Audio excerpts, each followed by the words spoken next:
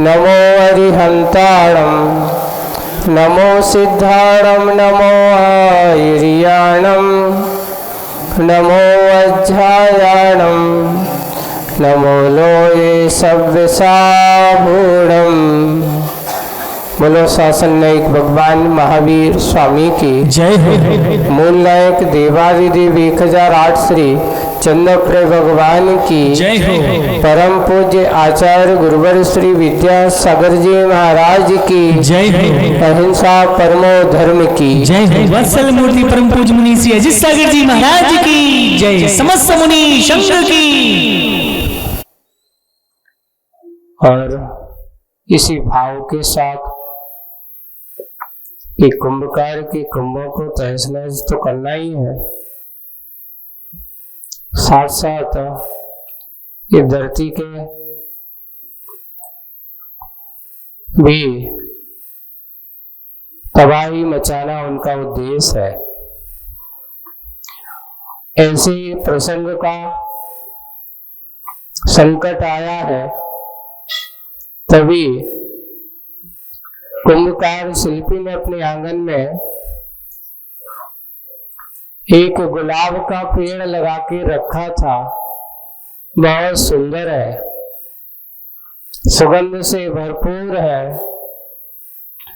और जब उसने शिल्पी के आए हुए संकट, मंडराते हुए संकट को देखा तो उसके मन में रहा नहीं गया और स्वामी की चिंता को देख करके, स्वामी को चिंतित देख करके उसने भी मन में कुछ विचार किया और अपने मित्र को स्मरण किया है। कौन है उसका मित्र? तो लिखा है, सुरभि का परिचय कराता दिव्य दिगांत तक तो फैलाकर गंधवाहक पवन का स्मरण करता है। पेज नंबर 257 निकालेंगे। वह पवन का स्मरण करता है। अब उसके बाद क्या हो रहा है आज पढ़ते अपन। कुछ एक क्षण निकलते कि विनय विश्वास विचारशील प्रकृति के अनुरूप प्रकृति वाला बल उपवन विचरण धर्म।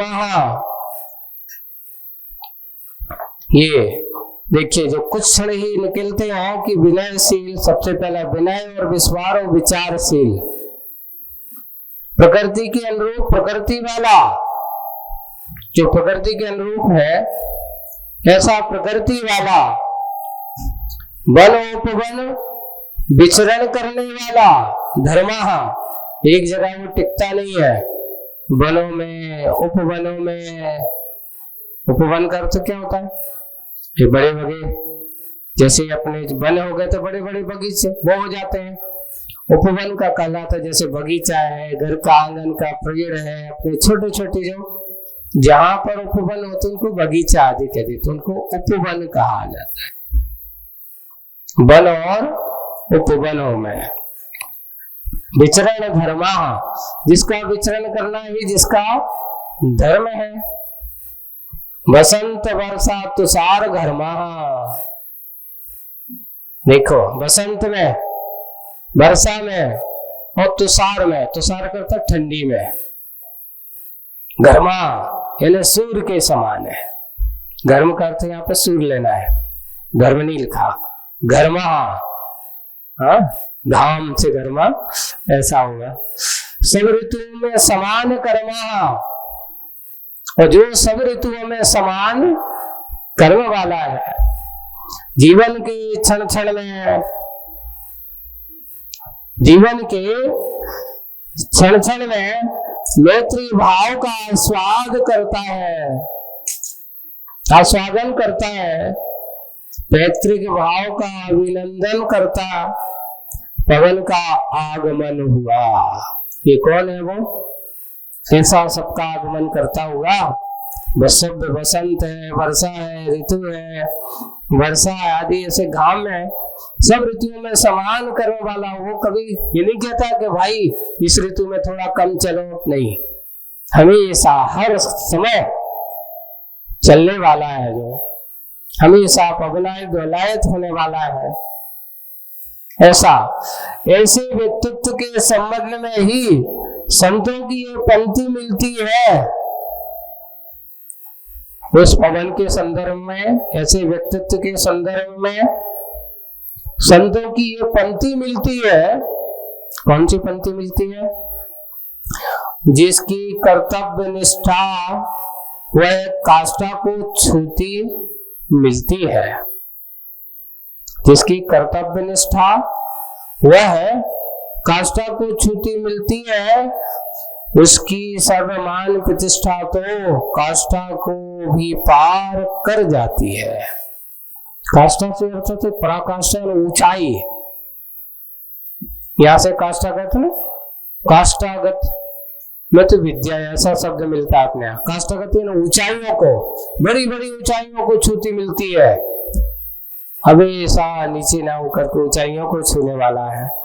उसकी सर्वमान प्रतिष्ठा तो उस पवन की ऐसी सर्वमान प्रतिष्ठा काष्ठा को भी पार कर जाती है, यानी ऊंचाइयों से भी और ऊंचा जिसका कार्य हो, ऐसी वह पवन, उसको उसने आमंत्रण, उसका आगमन हो गया।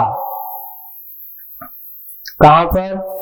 शिल्पी के आंगन में। अब आंगन में जब हुआ तो पवन का आगमन और गुलाब का मिलन अब दोनों होने वाला है। कैसा होगा? तो आगे की बात है। तो लो, स्मरण मात्र से ही, मात्र उसका स्मरण किया और स्मरण मात्र से ही मित्र का मिलन हुआ। गुलाब ने अपने मित्र का स्मरण किया और जैसे ही मित्र का स्मरण किया तो मित्र का मिलन होगा। सो फूल गुलाब फूले न समाया, फूल गुलाब फूला ना समाया।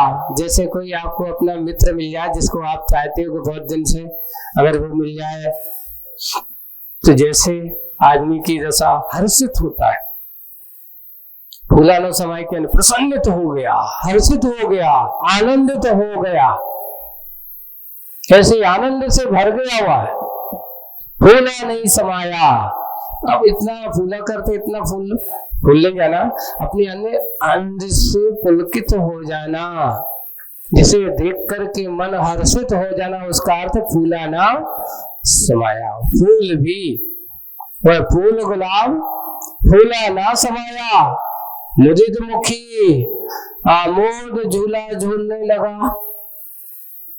जैसे छोटा बच्चे को आप देखना, कोई भी चीज हो और छोटे बच्चों को तुम उससे कहो कि मुझे पिताजी ये चीज चाहिए, अच्छा तुम्हें ये चाहिए, और जैसे ही आप घर पर आते हो उसने कहा कि मुझे ये चीज चाहिए, आप लाए, बोले कि आपने क्या मांगा था? ये चीज मांगा। तो थोड़ा सा अगर मन दे तो बिल्कुल कैसा हो जाओगा, पता नहीं लाए कि नहीं लाए। और जैसे ही आप उसको वो चीज दिखाते हो तो उसका क्या होता है? फूला नहीं समाता, आनंदित तो हो जाता है। तो कैसा?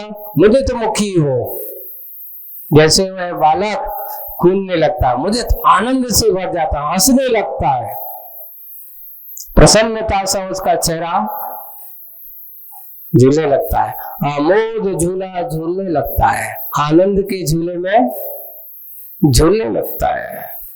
परिणाम यह हुआ, आगत मित्र का स्वागत स्वमेव हुआ।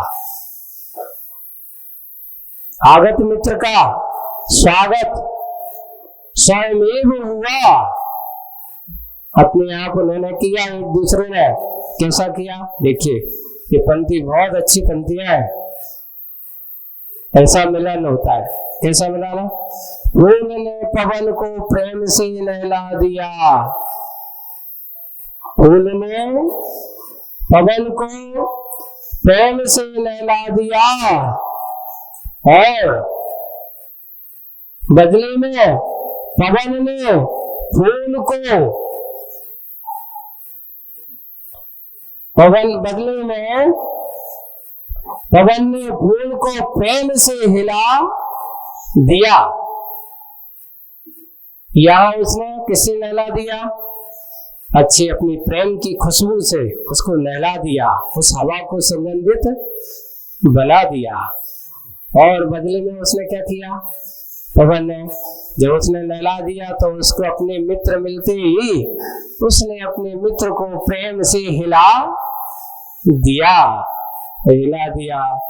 दोनों एक दूसरे से अनन्य है। ऐसी मित्रता फूल और पवन की। सुगंधमय वातावरण में ऐसा वातावरण बन गया कि दोनों के मिलने से एक प्रेम का एक माहौल तैयार हो जाता है। जैसे परिवार में कोई अपना परिजन बहुत समय के बाद बिछड़ने के बाद मिलता है, तो बिछड़ने के बाद जैसे उस परिजन के अंदर उसके मिलन की खुशी होती है, वैसी ही खुशी का क्षण यहाँ फूल और पवन के भीतर हो रहा है। प्रेम का वातावरण, एक दूसरे से नहलाया जा रहा है। ऐसे ही वातावरण में फूल ने पवन को प्रेम से नहला दिया, तो इधर बदले में पवन ने फूल को प्रेम से हिला दिया। कुछ मौन, फिर पवन ने कहा विनय के साथ कि मौन रहने के बाद मिलन हुआ, और मिलन होने के बाद अब बातचीत होती है आप लोगों की। पहले तो राजी खुशी होती है, जैसे मित्रता को ये पलता है, कैसी हो, सब ठीक ठाक है। अब उसके बाद अब काम की बात होने वाली है।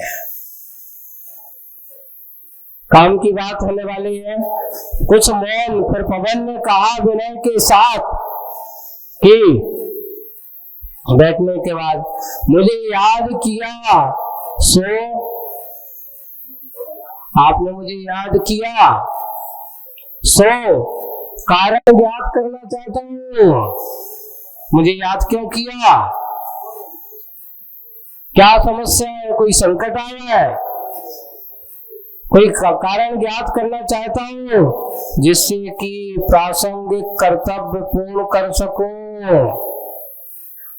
क्योंकि तुमने याद किया तो कुछ ना कुछ तो कारण होगा ही। प्रासंगिक कर्तव्य पूर्ण कर सकूं, अपने को पुण्य से पूर्ण कर सकूं, अपने को पुण्य से पूर्ण सकूं और पावन पूत कर सकूं। पूत यानी पवित्र, पावन पूत, यहाँ पर पूत का अर्थ बेटा नहीं लेना, पवित्रता। यहाँ पर पूत का अर्थ पवित्रता कर सकूं, बस और कोई प्रयोजन नहीं है। हाँ, और मेरा और कोई प्रयोजन नहीं है। मुझे क्यों याद किया पवन ने? जैसे ही फूल से पूछा, लगता है आपने मुझे याद किया है, कोई ना कोई कर्तव्य पूर्ण करने में आपके सामने उपस्थित हुआ हूं, अपने को पुण्य से पूर्ण सकूं ऐसा कुछ काम बताओ और पावन पूत कर सकूं। पावनता का कोई अच्छा कार्य, पुण्य का कोई कार्य में कर सकूं, और कोई प्रयोजन नहीं है। हाँ, पर के लिए भी कुछ करूं, सहयोगी उपयोगी बनो, यही भावना एक बहाना है। एक देखिए यहाँ पहले पर के लिए भी कुछ कर सकूं, किसी दूसरों के लिए मैं कुछ कर सकूं, सहयोगी उपयोगी बनो, मैं किसी का सहयोगी बनूं, उपयोगी बनूं, यही भावना एक बहाना है जीवन में। देखिए आप लोगों को एक बात करें, हमारे आचार्य भगवंत जी कहते हैं कि तुम अपना कल्याण करना चाहते हो तो अपना कल्याण तुम्हें करना है तो दूसरा जो है परोपकार की भावना करना, परोपकार के कार्य करना, परोपकार में अपने जीवन का योगदान देना। तो उससे अपने आप को ये सोचना कि ये परोपकार की भावना मैंने की, परोपकार का कार्य मैंने किया। ये परोपकार तो एक बहाना है। सही, तो इस बहाने से उपकार अगर किसी का होता तो किसका होता है? अपना होता है, सौका होता है। किसी व्यक्ति को देख करके उसको दुख को दूर करना, संकट को दूर करना, तो ये मत सोचना कि मैंने कोई उपकार किया है। बिल्कुल नहीं, तुमने उसके ऊपर कोई उपकार नहीं किया। तुमने अपना उपकार किया तो अपने ऊपर उपकार किया कि उसके संकट को दूर करके, अपने संकट के आने वाले संकट को दूर करने का प्रयास किया है। ये हमारा परोपकार की दृष्टि जिसकी जीवन में हो, समझ लेना उसका उपकार तो निश्चित रूप से होने ही वाला है। हमारे तीर्थंकर भगवंतों के बारे में लिखा जाता है कि ऐसे वात्सल्य से पूर्ण भगवंतों का जीवन होता है। लिखा है आगम में कि संसारी सारी आत्माओं का रक्त जो होता है वो लाल वर्ण का होता है, लेकिन तीर्थंकर भगवंतों का स्वभाव से देखते तो उनका लाल वर्ण का नहीं होता, सफेद वर्ण का होता है। ऐसा क्यों?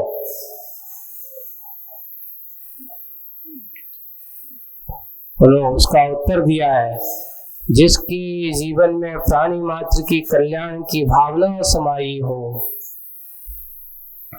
जिसके जीवन में प्रत्येक जीवों के प्रति मैत्री का भाव हो, जिसके जीवन में सभी जीवों के प्रति परोपकार की भावना समाई हो, जिसके जीवन में स्व उद्धार के साथ सभी जीवों के उद्धार के भाव समाये हो, ऐसा व्यक्ति का, ऐसे तीर्थंकर प्रकृति की सत्ता वाले महापुरुषों का रक्त लाल नहीं श्वेत ही होता है। पर उदाहरण क्या, जैसे माँ संतान को जन्म देती है तो उसके आंचल में दूध स्वयं आ जाता है, कहीं से लाने की जरूरत नहीं पड़ती। उस मातृत्व के परिणाम से, उसके वात्सल्यमयी परिणाम के कारण से, उस बेटे के परोपकार की भावना उसके मन में स्वयं होती है, बनाई नहीं जाती। कोई माता जैसे उस बालक का लालन पालन करके उसको बड़ा पोषण करती है, ऐसे ही हमारे भगवंत होते हैं, प्रत्येक जीवों के प्रति ऐसी भावना हुआ करती है, इसलिए उनका रक्त हमेशा श्वेत वर्ण का होता है। ऐसी भावना यहाँ कि मैं भी ऐसा कुछ परोपकार का कार्य कर सकूं, अपना उद्धार सहयोगी उपयोगी बन सकूं, पर के लिए कुछ कर सकूं, करो भाई। ये मात्र अपने होकर के जीने वाले के लिए कहा कि कभी किसी परोपकार के कार्यों में अपने आप को सहयोगी बना लो, कुछ अच्छा कार्य कर लो। परोपकार मात्र ये नहीं देखा करता कि किस दृष्टि में कहाँ करना है, ऐसा नहीं है। किस रूप में कहाँ, किस रूप में किसको क्या जरूरत पड़ जाए, कोई भरोसा नहीं है। एक बहुत अच्छा प्रसंग सुनाता हूं। एक बेटे को अपने पिता के साथ थोड़ा सा उनके विचारों में वैषम्यता दिखाई देती है। वैषम्यता क्या थी कि पिता की इच्छा थी कि जो बेटा रोज उठे, जल्दी जाए, मंदिर चले, पूजन करे, साधु संत के समागम में बैठे। ऐसा नहीं कि बेटा नहीं जाता था, लेकिन कभी कभार आलस कर जाता था, लेकिन उसके मन में सबके प्रति दीन दया के भाव के परिणाम थे। एक दिन दोनों अपने घर से निकले। पिता ने कहा जल्दी कपड़े पहनो, चलो अभिषेक करने पूजन करने चल रहे हैं। उन्होंने कहा ठीक, मैं आ रहा हूं, जल्दी तैयार हो। पिता इंतजार करते रहे। वो तैयार हो गया।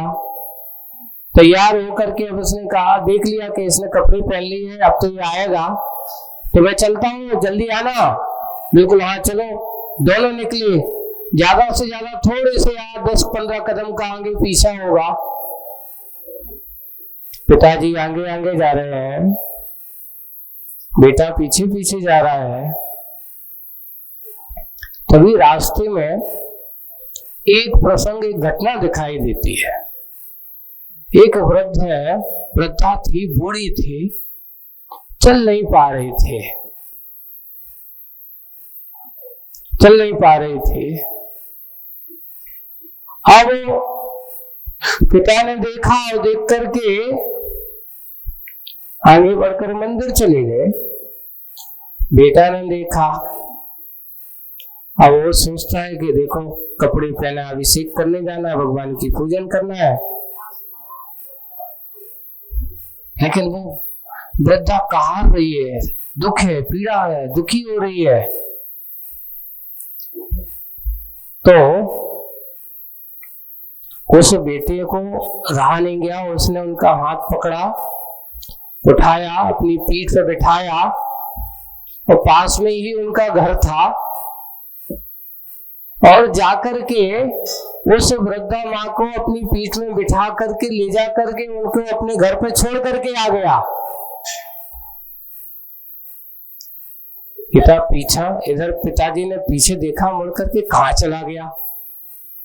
मन में रोष है, देखो इसको बार बार कहते हैं कि मानता नहीं है, कहने के बाद भी कपड़ा पहन करके भी भाग गया। मन में गुस्सा आ रही है, लेकिन अब वो पूजन तो कर रहे हैं, बार बार मन में विकल्प। थोड़ी देर बाद बेटा पहुंचा।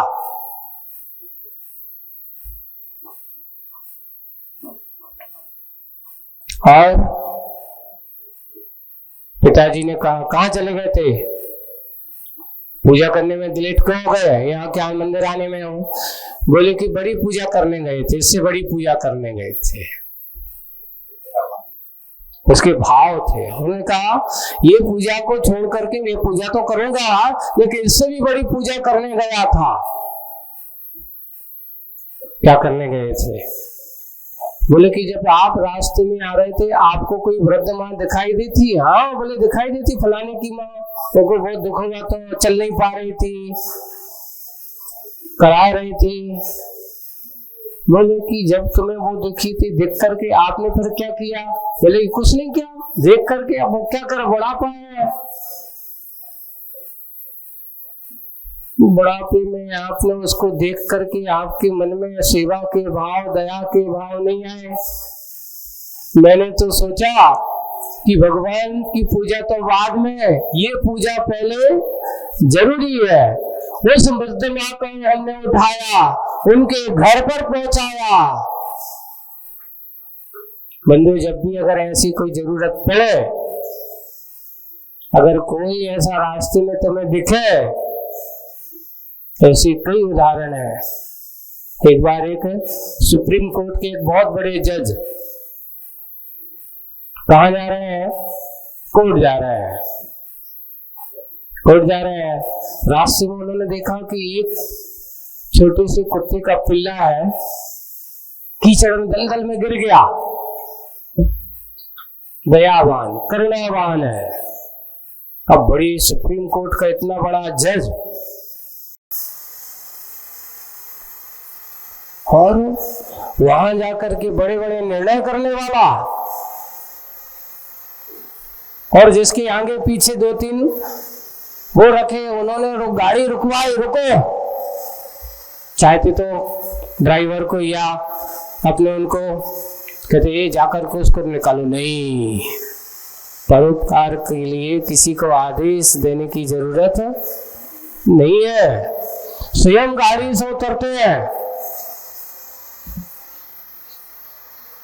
और गाड़ी से उतर के उस कुत्ते को उस कीचड़ से निकालते हैं, और जैसे ही कुत्ते को कीचड़ से निकाला और कुत्ते को निकालते ही साथ कुत्ते की आदत क्या होती है, उसने अपने शरीर को फड़फड़ा दिया। उनके जितने भी कपड़े थे कीचड़ में लथपथ हो गए। इधर कोर्ट का टाइम भी है, घर वापस जा नहीं सकते हैं, और जैसे ही वहां कोर्ट में पहुंचते हैं उनके पूरे कपड़े कैसे हैं, थोड़ी बहुत साफ करने के बाद सब लोग वकील आश्चर्य से देख रहे हैं, क्या बात है आज जज साहब तो इतने गंदे क्यों आ गए।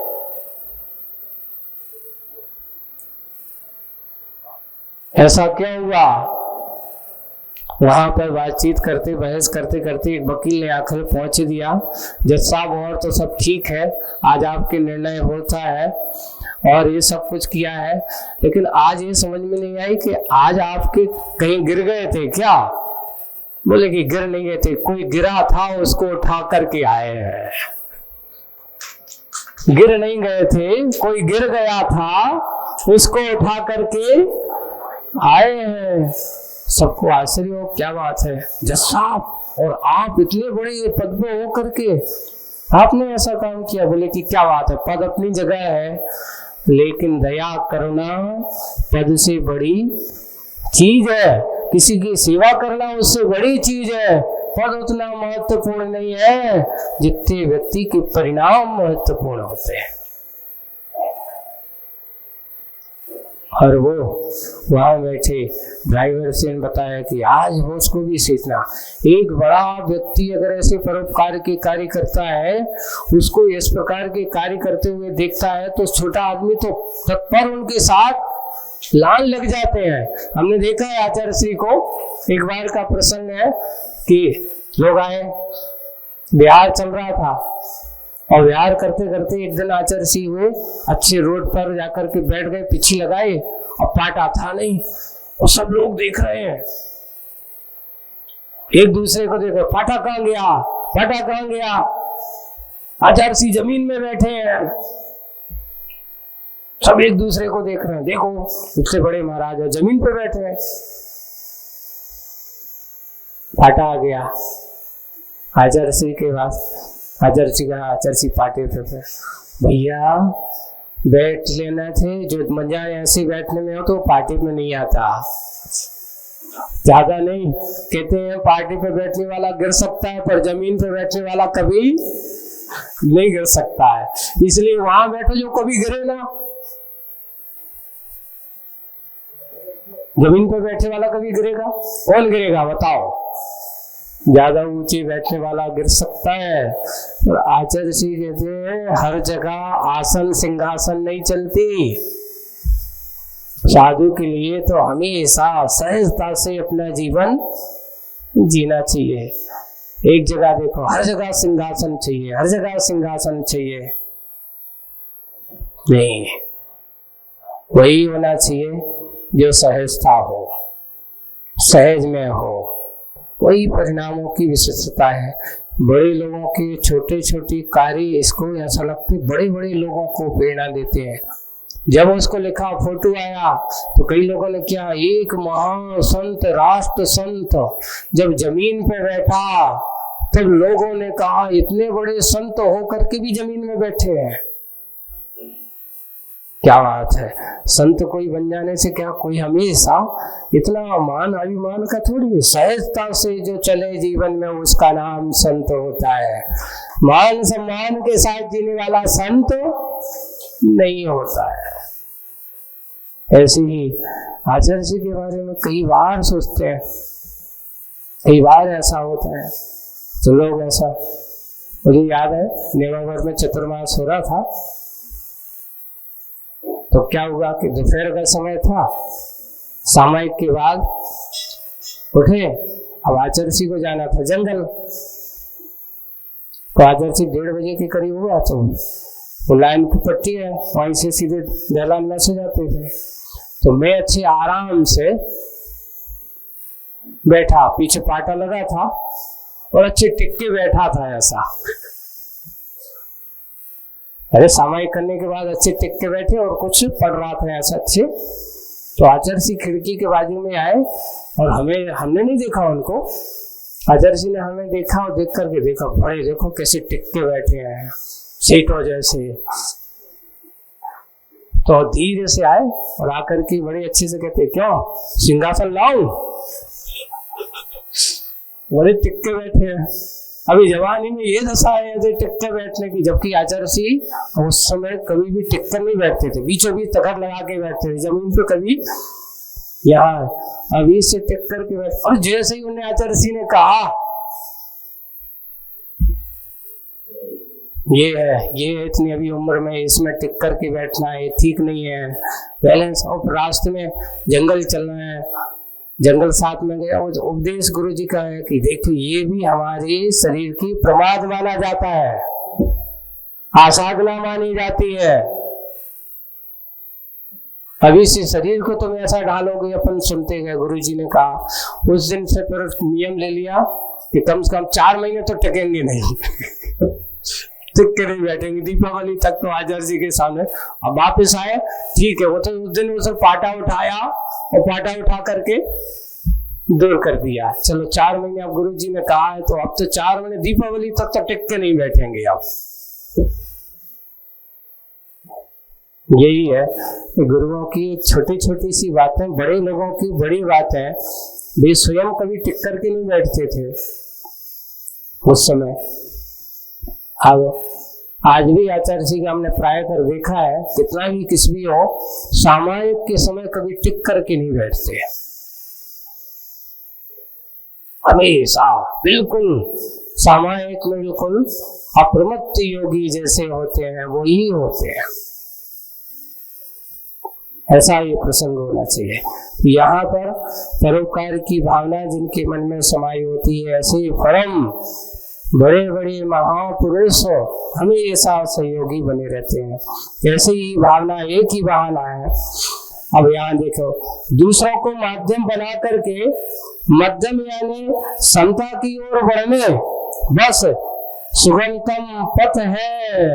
ये तो सबसे बड़ा सरल पथ है, एक इसका किसी दूसरों को बहाना बना करके अपना कल्याण कर लेना, उनको माध्यम बना करके अपनी ओर की क्षमता को बढ़ा लेना, बढ़ने के बस ये सुगमता का पथ है। और औरों के प्रति अपने अंदर भरी ग्लानि घृणा के लिए विरेचन है ना, ग्लानि घृणा के लिए विरेचन, यानी जो अपने अंदर की ग्लानि है, घृणा है, उनके माध्यम से उसको विरेचन यानी उल्टी करना, बाहर फेंकना, ग्लानि को, घृणा को उनके माध्यम से बना करके। पवन के आशय पर उत्तर के रूप में फूल ने मुख से कुछ भी नहीं कहा, मुख से कुछ भी नहीं कहा, मात्र गंभीर मुद्रा से धरती की ओर देखता रहा। गंभीर मुद्रा को देख करके धरती की ओर देखता रहा।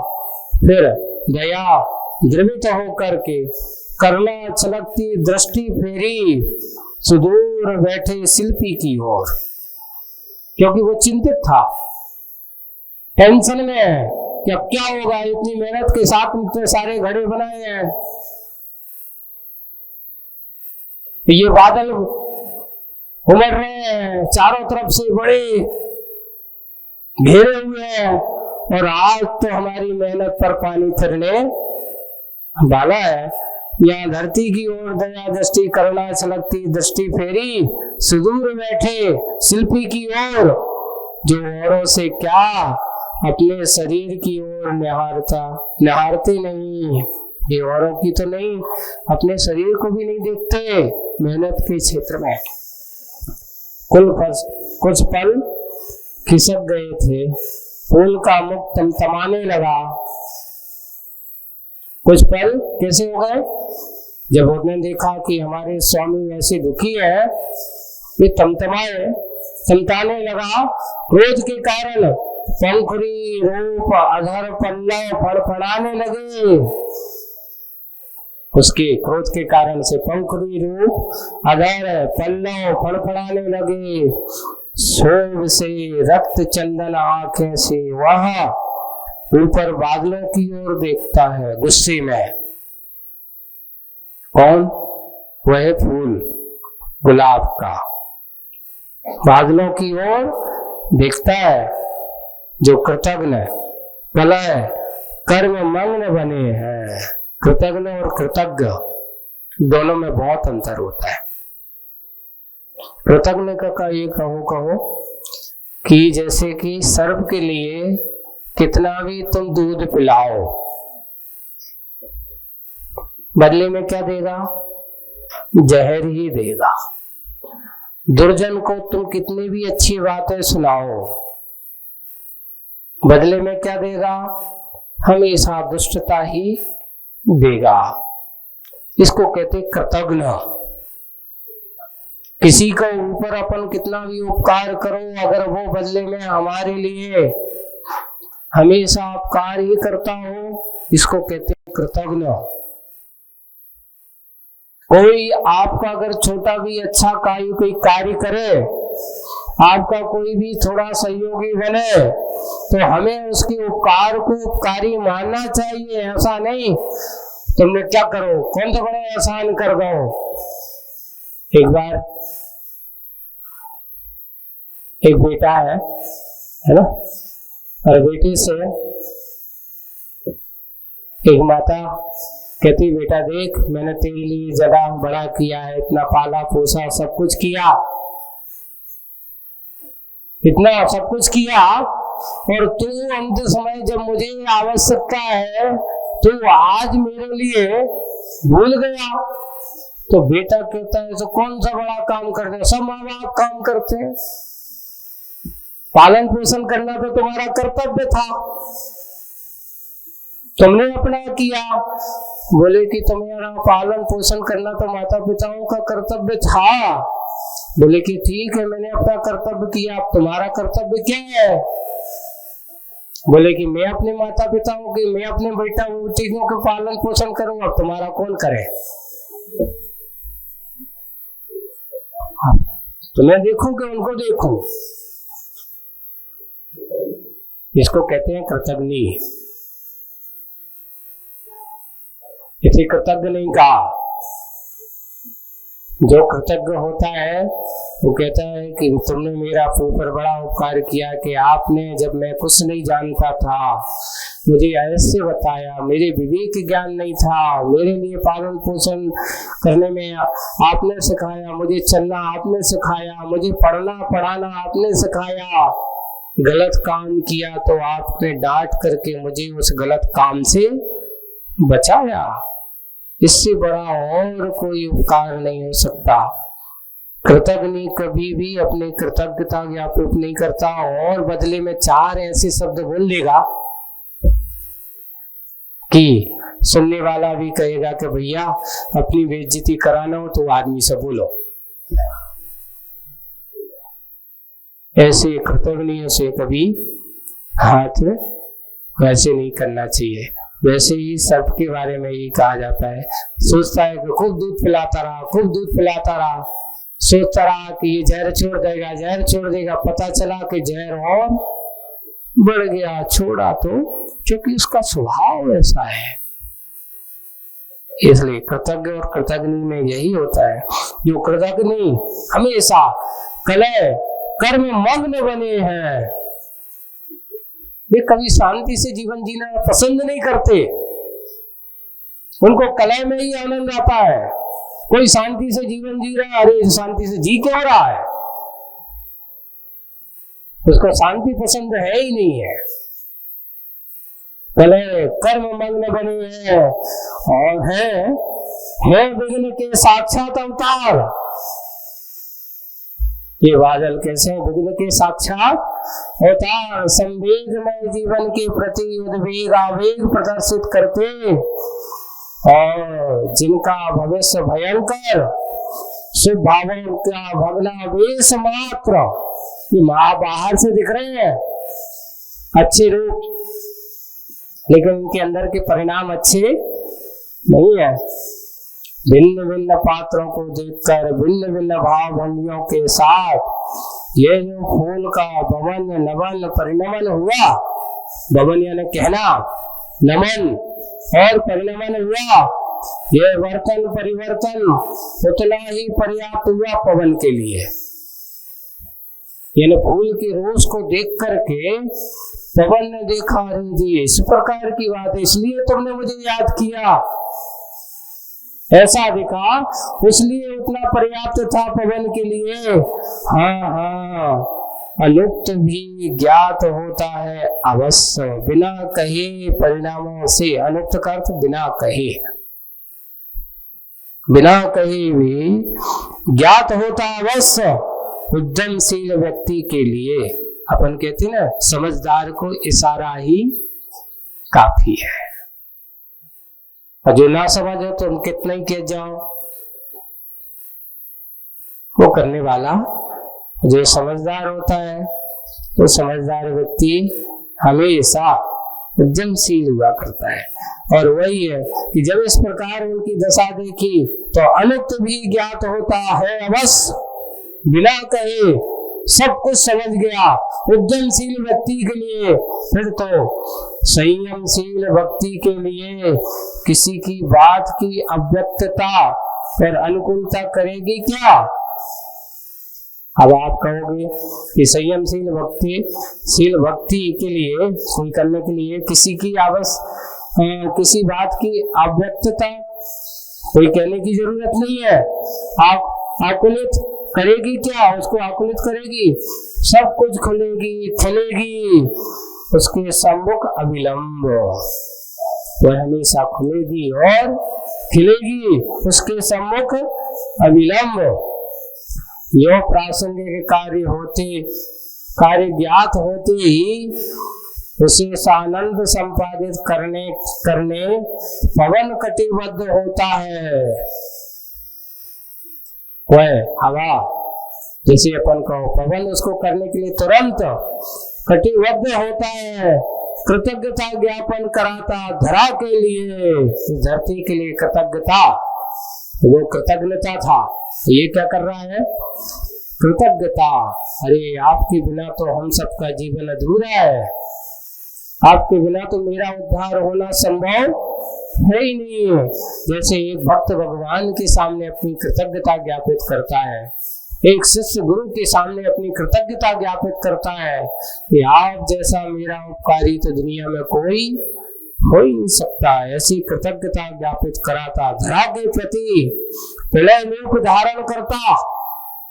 अब हवा ने अपना रूप विक्रिया बढ़ाई, प्रलय रूप धारण करता हुआ रोज के साथ कहता है कि अरे पथ भ्रष्टो बादलो,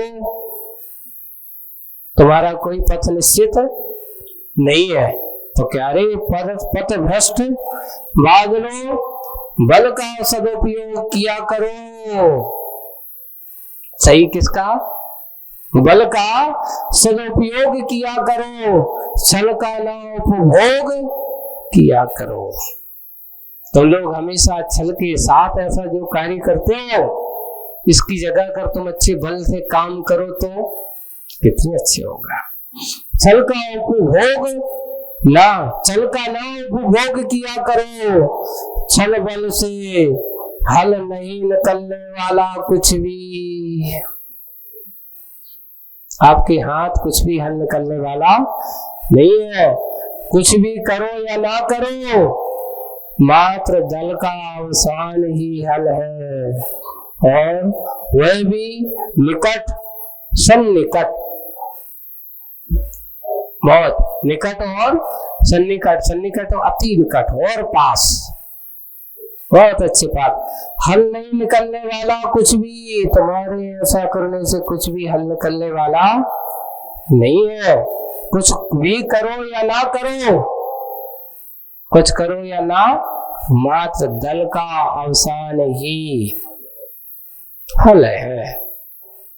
बड़े बड़े दल यानी समूह है, उनका अवसान करने का, ये बड़े बड़े परिणाम ऐसे बुरे परिणाम करने वाले हो, ये बादलों का अवसान करने के भाव से हल होता है, अवसान की इसका हल है। और वह भी कैसा है, निकट, अपने अंदर सन्निकट, ऐसा ही हुआ। और ऐसा करते हुए वो उन्होंने बड़ी अच्छी शक्ति के साथ मति की गति, तीव्र गति से, बहुत अच्छा, मति की गति यानी उसकी बुद्धि की गति, तीव्र गति के साथ पवन पहुंचता है नवमंडल में, पापोन्मुखियों में प्रमुख बादलों को अपनी चपेट लेता और घेर लेता। हवा ने उसको घेर लिया, उनके मुख को फेर देता है। जो गिरने वाले थे उनके मुख को क्या कर देता है, हवा का झोंकाया और उसके मुख को फेर देता है जड़ तत्व के स्रोत सागर की ओर। जो जड़ तत्व का स्रोत था, जिसकी बुद्धि में हमेशा दूसरों को बुरा करने का भाव था, अच्छा करने का भाव, तो उसको कहा जड़ दिया। जड़ तत्व के स्रोत सागर की ओर पूरी शक्ति लगाकर उन्हें धकेल देता है। दोनों हाथ कुछ ऊपर उठा, इस पद धरती को निश्चल जमाते। जैसे अब आप देखो ये एक्शन मुद्रा तैयार की जा रही है, कैसे उठा करके फेंक रहा है, तो दोनों हाथ कुछ ऊपर उठा, एक पद धरती पर निश्चल जमाते और एक पद पीछे की ओर खींचता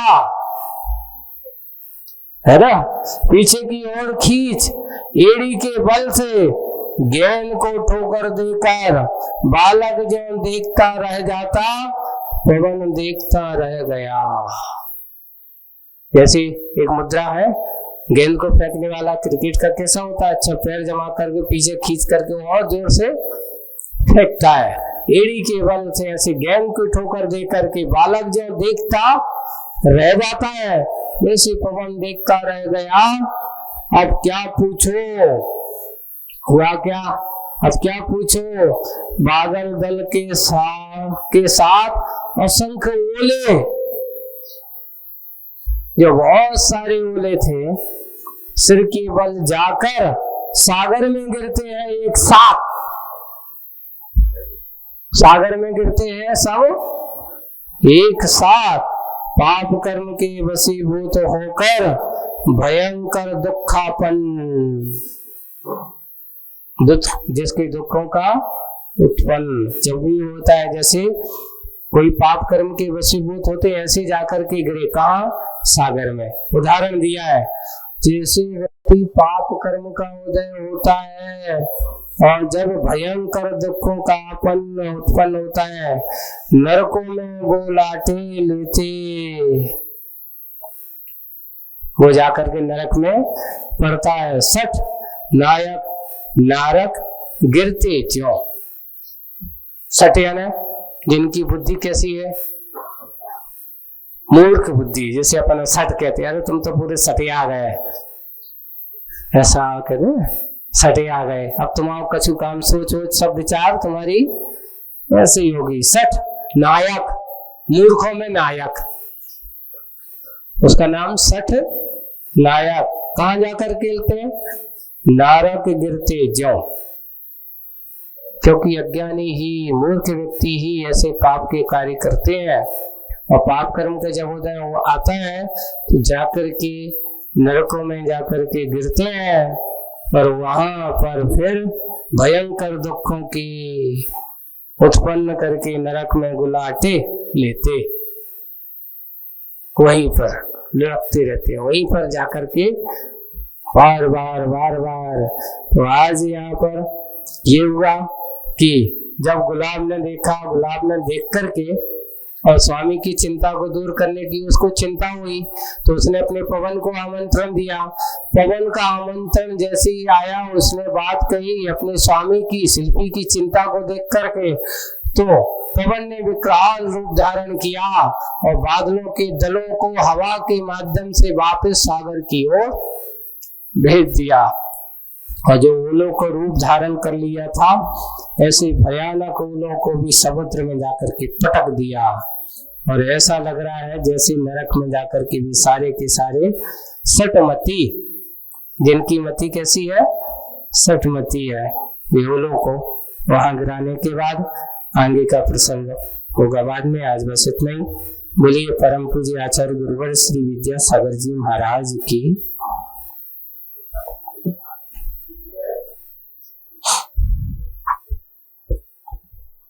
मित्रता में नाश देखो, ज्ञान के प्रकाश देखो, आपा परवास देखो, भानुसी छाऊं द्रव्य जान बेको, बंदे विधिवान बेको, सो पारे प्रचान बेको, परा में प्रेमानी है, अनुभवताए बेको, जीवों के जताए बेको, काऊ न सताए बेको,